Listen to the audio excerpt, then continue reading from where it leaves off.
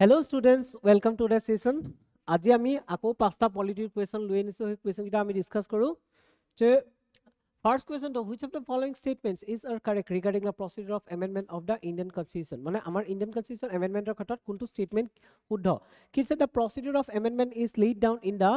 part 20 article 368 of the constitution is it correct এই statement to actually correct কাৰণ আমাৰ constitutionৰ যেটো part 20 আছে part 20 কি কৰা হৈছিলে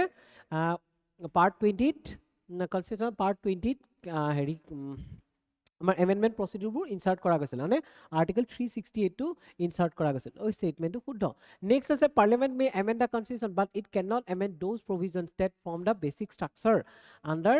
Kesamananda Bharati case 1973 yes this statement is correct because Kesamananda Bharati case etu koisil je tar mane Kesamananda Bharati case etu koa hoisil je parliament or himan kini authority ase je parliament ki koribo pare jikunu mane portion constitution jikunu portion amend koribo pare kintu amend korude parliament kintu ki koribo nware jitu basic structure he basic structure to amend koribo nware is statement to correct next is the procedure for amending the constitution was borrowed from constitution of USA চাওক এই হেতু কাৰণে মই কৈছিলো যে যিবিলাক বৰোইং বিলাক আছিল হেবিলাক চাব লাগে কোৰ প্ৰভিজন কোৰ পৰা লোৱা গৈছিল ইয়াত কৈছে যে আমি ইউএসএ ৰ পৰা আনিছো কিন্তু একচুয়ালি ইউএসএ ৰ পৰা নহয় আমি আনিছিলো সাউথ আফ্ৰিকাৰ পৰা south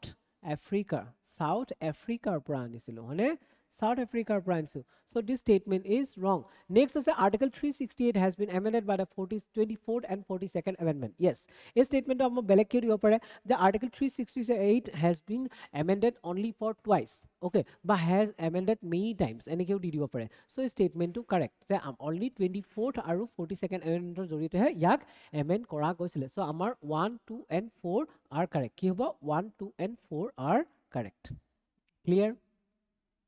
Next is which of the following statement is correct regarding the procedure of amendment of the constitution under 368 under kuntu procedure mane procedure kita ami sabo dise je ek number ta kise the amendment bill can be introduced in either house of parliament by minister or private member minister to janu private member ki hoy private member hoy dhoilok jibur minister no hoy te ruling party ho pare opposition party ho pare tak private member boli koy so a statement to correct kan constitution bill ekhon private member ejoneu anibo pare minister ejoneu anibo pare thik ase kintu court anibo laibo only parliament on anibo laibo state legislature no statement to correct next is a prior permission of the president is required to introduce an amendment bill in parliament prior permission na lage prior permission ki hor kane lage money bill or kane lage amendment bill or kane prior permission na lage so statement 2 is wrong next is the both houses of parliament must pass the bill with a special majority of the amendment to be made okay and there is no provision for joint sitting yet actually mean emphasis ki hot koise joint sitting koise je duita house e ki koibo laibo separately yak mane special majority di pass koribo lagibo kintu kiba khetra jodi deadlock hoy theta kintu joint sitting no deadlock mane সাধাৰণতে এনেকুৱা হয় যে যেতিয়া বিল বিলাক আমাৰ pass নহয় ৰখি যায় ৰাজ্য সভা লোক সভা মাজত বিলবোৰ পাস নহয় ৰখি যায় তেনেস্থলত কি হয় বিলবোৰ পাস কৰিবৰ কাৰণে জয়েন্ট সিটিং এৰেঞ্জ কৰা হয় আৰু সেই জয়েন্ট সিটিংত সেই বিল কিখন পাস কৰা যায় কিন্তু এমেন্ডমেন্ট বিলৰ ক্ষেত্ৰত কোনো ধৰণৰ তেনেকুৱা প্ৰভিজন নাই জয়েন্ট সিটিংৰ প্ৰভিজন নাই ঠিক আছে no provision for joint sitting বুলি কৈছে ন so statement 1 3 is correct so আমি যদি কওঁ only 1 and 3 both statements are correct ঠিক আছে next is which of the following statements is correct ki dise special majority requires a majority of total membership of each house mane 50% eta special majority boli koise actually article 368 under di duta ase duta method ase duita special majority lage aru kisuman provision ase jiblak amend koribole simple majority lage jeneke ami citizenship or kotha ko paru ba alteration of boundaries change of name creation and abolition of legislative councils then schedule 5 schedule 6 eblakor khetrot আমি কি কৰিবাম quorum of the parliament এবিলাকৰ ক্ষেত্ৰত simple majority লাগে কিন্তু article 368 ৰ under যি দুটা provision দিয়া আছে দুইটাতে special majority লাগে তে special majority লাগে যিটো special majority লাগে বুলি কৈ আছে special majority মানে কি হৈছে ইয়াত কিহৰ কথা কৈছে যে 50% বুলি কৈছে ধৰিলক আমাৰ লোকসভা separate কৰিব লাগিব হয় না লোকসভা টোটাল কিমান আছে 543 আছে ইয়াক 2 ৰে ডিভাইড কৰি দিয়কচোন 2 ৰে ডিভাইড কৰিলে কিমান হয় almost 271 hobo na to amar te 271 ot koi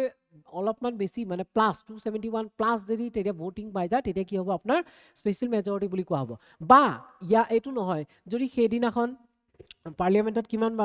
manu uposthit asile 543 ভিতৰত only 300 মানুহ প্ৰেজেন্ট আছিল আৰু 300 মানুহৰ ভিতৰত 2/3 তিনি ভাগৰ দুই অংশই কি কৰিব লাগিব 2/3 কি কৰিব লাগিব তাক ভোটিং টু সাপোৰ্ট কৰিব লাগিব ঠিক আছে এটো যে 2/3 কৰিলো 100 হৈ যাব 200 মানে টোটাল 200 মানুহে কি কৰিব লাগিব ক্যান্ডিডেটে মানে মেম্বাৰে ইয়াক সাপোৰ্ট কৰিব লাগিব সো এই স্টেটমেন্টটো শুদ্ধ নেক্সট আছে special majority of parliament along with ratification half of the state legislature is required okay মানে চাওক কিছুমান ফেডারেল প্রভিজন আছে যেমন জিএসটি কথা কব পাৰো বা প্ৰেসিডেন্টৰ ইলেকশনৰ কথা কব পাৰো বা আমাৰ 7 শিডিউলত যিবিলাক বিলস আছে বিলস মানে যিবিলাক হুসি মানে টেবলস বিলাক আছে union list state list concurrent list তাৰ কথা আছে সেইবিলাক চেঞ্জৰ ক্ষেত্ৰটো কি কৰিব পাৰি ফেডাৰেল প্ৰভিজন হয় আৰু ফেডাৰেল প্ৰভিজনৰ ক্ষেত্ৰত কি লাগে আপোনাক half of the states ratify কৰিব লাগে half of the states okay মানে 50% state আমাৰ total 28 খন state নহয় তাৰ 50% মানে আছে 14 খন 14 খন states কি কৰিব লাগিব ইয়াক মানি লব লাগিব ঠিক আছে ratify কৰিব লাগিব আৰু তাৰ কাৰণে simple majority দি কৰিব লাগে আৰু কোনো টাইম পিৰিয়ড নাই ঠিক আছে আৰু half of the states কৰি ললে বাকিখিনি যে নকৰিলে still মানে কি হ'ব সেইখন মানে এমেন্ড হোৱা বুলি ধৰি লব সো এই স্টেটমেন্টটো কাৰেক্ট নেক্সট আছে দা 1014 amendment of the constitution relates to GST is an example of this method yes মানে যেটো আমাৰ জিএসটি কাৰণে কনস্টিটিউশন এমেন্ডমেন্ট হৈছিল 101 কনস্টিটিউশন এমেন্ডমেন্টটো কি আছিল যেটো ফেডাৰেল প্ৰভিজন হয় ইয়াটো 50% মানে ৰেটিফিকেশন লাগিছিলে ষ্টেটছৰ পৰা সো স্টেটমেন্টটো কাৰেক্ট ইয়াত all the statements R correct clear Next is which of the following statements correct ki hoche writs in India are borrowed from English prerogative writs which are source of justice edu Lakshmi Kandar clearly mention korise je amar constitution thoka writs bilak korpora lwa gose mane Englishor jitu prerogative writs asil na tar pra mane inspired hoi play ba idea loi play amar writs bilak ana gose thik ase to edu amar Lakshmi Kandar direct mention kora ase statement is correct next only the Supreme Court under article 32 has the authority to issue writs mane yat koise je only Supreme Court or he writ issue kora authority ase or next statement both the Supreme Court and High Court has the authority so mane statement 2 and 3 are contradictory why কিয় statement 2 e koise only aru statement 2 e 3 e koise both kintu ami janu je both Supreme Court aru High Court duitai ki pare writor khetrot writ issue koi pare fundamental rights or khetrot aru মানে হাই কোর্টে fundamental rights আৰু বেলেগ ৰাইটসৰ ক্ষেত্ৰটো পাৰে আৰু supreme কোৰ্টে অকল fundamental ৰাইটসৰ ক্ষেত্ৰত writ issue কৰিব পাৰে সো আমাৰ স্টেটমেন্ট 3 কাৰেক্ট যদি স্টেটমেন্ট 3 হয় তেতিয়া 2 ৰং তেতিয়া হলে আমাৰ অনলি আনসাৰটো হ'ব 1 and 3 C okay next is which of the following statements regarding 9th schedule and Ayer Coelho case 9th schedule to ki hoy 9th schedule to eneka ta box hoy jetu 1951 of first amendment on add kora gosil ya under ki korisil jiblak mane dhoilok land related laws ase he land related laws bilak tat jeti 9th schedule thoi die tete heblak judicial review pura basi asil eta blanket ban eta disil thik ase কিন্তু পিছত Ayer Coelho case 2007 ত কি কলে supreme কোর্টে কলে যে কেশৱানন্দ ভাৰতী কেছৰ পিছত যিবিলাক ল বা এক্ট 9 schedule কমাইছে সেইবিলাকৰ জুডিশিয়াল ৰিভিউ থাকিব তাৰ আগৰ বিলাকৰ নাথাকে কাৰণ judicial review is a basic structure part of basic structure ঠিক আছে ইয়াত কৈছে যে 1951 ত কমাইছিলে ঠিক আছে 1951 ত কমাইছিলে আৰু ইয়াত কি কৰা বুলি কৈছে 1951 কমাইছিলে ফাৰ্স্ট এমেন্ডমেন্টৰ থ্ৰুদি সো এই স্টেটমেন্টটো কাৰেক্ট জুডিশিয়াল ৰিভিউ পৰা বচাবৰ কাৰণে নেক্সট আছে দা Ayer Coelho case rule that laws placed in 9th schedule are not immune from judicial review be challenged if they are violated basic structure edu correct amar ku hoy C both the statements are correct